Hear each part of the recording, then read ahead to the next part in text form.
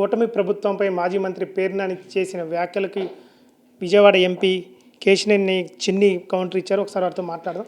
Sir, ఇటు పేర్నాని చూసుకుంటే అరాచక పాలన నడుస్తుంది, ఇటు ఆంధ్రప్రదేశ్లో అంటున్నారు.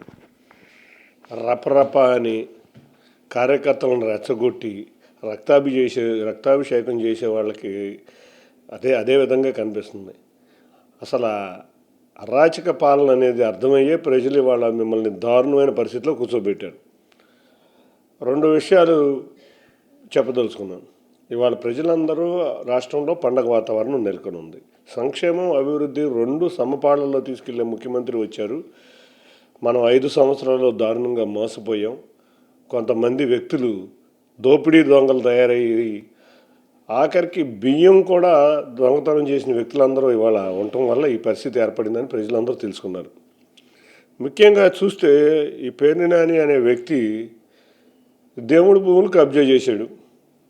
రెండోది, తను ఎవరైతే పేద ప్రజల బియ్యం ఉంటుందో, నేను ఈ పేద ప్రజల బియ్యాన్ని అమ్ముకున్నానని పబ్లిక్గా ఒక లెటర్ కూడా రాసిచ్చిన దౌర్భాగ్యుడు.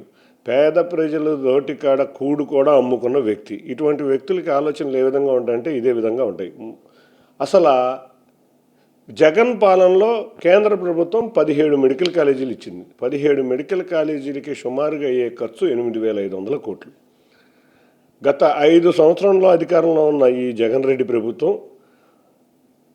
చాలా చోట్ల చాలా కాలేజీలకి ఒక్క రాయి కూడా వేయలేని పరిస్థితి. ఎందుకంటే అసలు అంత దాకా ఎందుకు? మనకు ప్రభుత్వ గవర్నమెంట్ కాలేజీ ఉంది, వాళ్ళ జీజీహెచ్ ఉంది విజయవాడలో. దాంట్లో గత ప్రభుత్వం 2016-17లో ఒక కొత్త మెడికల్ కాలేజ్ హాస్టల్ కడతానికి 21 కోట్లు శాంక్షన్ చేసి 18 నమ్మయానికి 16.5 కోట్లు వచ్చి పూర్తి అవడానికి దగ్గరగా ఉన్నదానికి 5 సంవత్సరాల్లో ఒక్క రూపాయి కూడా ఇవ్వాల.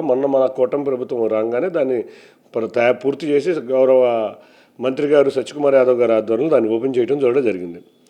ఇదే విధంగా జరిగితే వీళ్ళు మెడికల్ కాలేజీలు ఓపెన్ చేయరు కదా, ఏది కూడా ఉండదు. ఇవాళ పేద ప్రజలకి మెరుగైన వైద్యం కావాలి. ఈ మెరుగైన వైద్యం రావాలి అంటే రాష్ట్ర ప్రభుత్వం దగ్గర ఉన్న పరిస్థితుల్లో కానీ, కేంద్ర ప్రభుత్వం కానీ, అంతేకాకుండా parliamentary affairs on medical health మీద కమిటీ ఒక రిపోర్ట్ పార్లమెంట్ కూడా సబ్మిట్ చేసింది. దాంట్లో మీరు చూస్తే దీంట్లో ఉన్న వైసీపీ నాయకుడు ఒకడు దాంట్లో మెంబరు. వీళ్ళందరూ రిపోర్టు పీపీపీ మోడల్లో మెడికల్ కాలేజీలు కట్టాలి, తప్పకుండా మంచి వైద్యం వస్తుందని. అసలు ప్రైవేట్ పీపీపీ మోడల్లో మెడికల్ కాలేజీలు కడితే వచ్చే ఇబ్బంది ఏం లేదు. 50% కోట గవర్నమెంట్ చేతిలోనే ఉంటుంది. రిజర్వేషన్లు మారవు. ఫీజుల మీద క్యాపింగ్ ఉంటుంది, ఎందుకంటే ఎవరో ఫీజులు పెంచడానికి ఇది లేదు. అన్నిటికన్నా ముఖ్యంగా ఇన్ఫ్రాస్ట్రక్చర్ బాగా వస్తుంది. మెడికల్ కాలేజీలు ఉచితంగా మెరుగైన వైద్యం గ్రామీణ ప్రాంతాల్లో కూడా వస్తుంది. ఇటువన్నిటికీ తోడు 70% సీట్లు ఆయుష్మాన్ భారత్ పేషెంట్స్కి రిజర్వ్ అయి ఉంటాయి ఈ హాస్పిటల్లో. ఎక్కడా ఏమీ తేడా లేదు. ఊరికనే ఏంటంటే ప్రైవేటైజేషన్కి పీపీపీ మోడల్కి తేడా కూడా తెలియని వ్యక్తులు వీళ్ళు. విద్య, వైద్యం ప్రభుత్వ హ్యాండ్ ఓవర్లో ఉండాలి, కానీ కమిషన్లకు కక్కుర్తిపడి వైద్య కళాశాలలు అన్నింటి కూడా పీపీపీకి అప్పచెప్తున్నారంటున్నారు. కమిషన్లు చేసుకునే వాళ్ళు కమిషన్ల మీదే ఆలోచిస్తారు. వీళ్ళ ఆలోచన పరిధి ఆ లిమిట్లోనే ఉంటుంది. మెడికల్ కాలేజీల దగ్గర కమిషన్ తీసుకుందాం, ఎడ్యుకేషన్ దగ్గర కమిషన్ తీసుకుందాం, అన్నిట్లోనూ కమిషన్ తీసుకుందామని వీళ్ళు పరిపాలించారు. కాబట్టి ఇటు మా దగ్గర మెరుగైన వైద్యం గ్రామీణ ప్రాంత ప్రజలకు, అంతేకాకుండా ప్రభుత్వ వైద్య కళాశాలలో మెరుగైన సౌకర్యాలు ఉండాలనే పీపీపీకి వెళ్తున్నాం. పీపీపీలో కమిషన్లు ఏముంటాయి? గవర్నమెంట్లో ప్రస్తుతం ఉన్న పరిస్థితిలో ఉన్న సీటు మార్పే లేదు. అంతేకాకుండా మొత్తం కాలేజీలన్నీ కూడా కంట్రోల్డ్ బై గవర్నమెంట్. అంతేకాకుండా మొత్తం రిజర్వేషన్ కోటాయే మార్పు లేదు. అన్నిటికన్నా ముఖ్యంగా మెరుగైన వసతులు, సౌకర్యాలు వస్తాయి. ఈ విధంగా చేసి 2-3 సంవత్సరాల్లో వాళ్ళు ఉన్న ప్రజలందరికీ కూడా మెరుగైన వైద్యం అందించడం అనే మేము ముఖ్యంగా కర్తవ్యం పెట్టుకున్నాం. ఆంధ్రప్రదేశ్లో ఎవ్వరూ ఆనందంగా, సుఖవంతంగా, ఆరోగ్యంగా ఉండటానికి ఇష్టపడని వ్యక్తులు ఈ సైకో వ్యక్తులు. కాబట్టి ఇటువంటి ఆరోపణలన్నీ చేస్తూ ఉంటారు. రప్పరప్పకు సంబంధించి అనిత చేసిన వ్యాఖ్యలు కంటే రప్పరప్ప అన్నవారిని కఠినంగా శిక్షిస్తామని అనిత చేసిన వ్యాఖ్యలకు కూడా పేర్నాని కౌంటర్ ఇచ్చారు. అంటే రప్పరప్ప అనేది మిమ్మల్ని చూసి నేర్చుకున్నాం, ఈ అరాచక పాలన, రక్తాభిషేకాలు మీ కార్యకర్తలను చూసి మా వాళ్ళు చేస్తున్నారని కూడా అంటున్నారు. పచ్చకళ్ళద్దాలు తీసి చూడు, నీకు మొత్తం కూడా కనిపిస్తుందని అనితని ఉద్దేశించి అంటున్నాను. నువ్వు కూడా బులుగు అద్దాలు బయటికి తీస్తే బాగుంటుంది. ఎందుకంటే నువ్వు బులుగు అద్దాలు పట్టుకుని ఈ రపరప మొదలయ్యిందే కోడి కత్తె, బాబాయ్ హత్య, బాబాయ్ హత్యని చూసుకున్నాం కదా, ఎవరి మీదో తోసేయటం, ఇటువంటివన్నీ మీరు చేసి మీ కార్యకర్తలకు ఒక ఇన్స్పిరేషన్. మన కూడా చూసాం, ఎక్కడికి వెళ్తే అక్కడ రపరప అంటాం, లేకపోతే ఎక్కడ చూసినా రక్తాభిషేకాలు, ఎవరైనా పాలాభిషేకాలు చేస్తారు, రక్తాభిషేకం చేసిన చరిత్ర మీ దగ్గరే చూసాం.